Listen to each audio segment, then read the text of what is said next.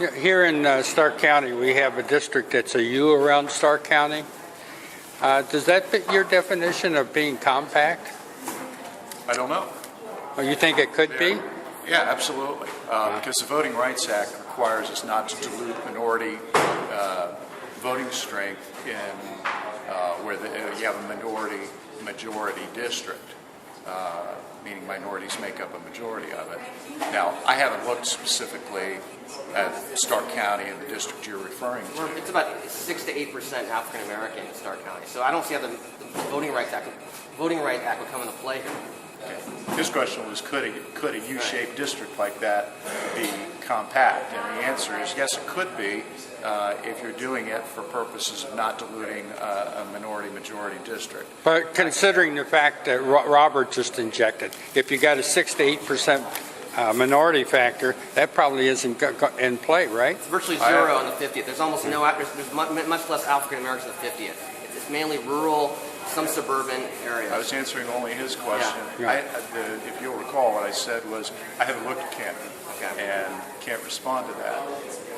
On the other hand, though, there's another reason. I can think of another reason why you might. I'm not saying it is or isn't in this case, but where you have an urban core, there's a preference for not dividing up a city, right? You want a city to the greatest extent possible to be represented as a whole unit or two whole units.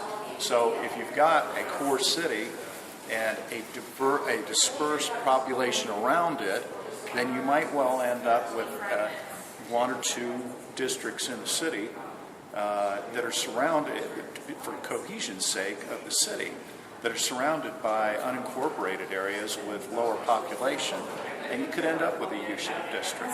That's why we think we're really encouraging people to get on reshapeohio.org. Try to follow the rules about splitting counties and splitting cities and following political subdivision lines and following the Singletary representation, Voting Rights Act, and see how difficult it really is. And it does produce some shapes that you look at and you go, well, where did that come from? Well, if you're not cynical and you actually drill down to it, there can be some good reasons. And I don't have any opinion about this particular district because I just don't know.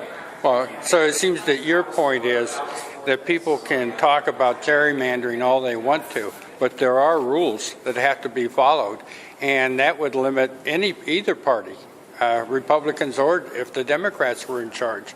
Is that a fair summation of the situation? Historically, gerrymandering has happened, and I think that it's. But there are limits to what anybody can do because of these rules, yes.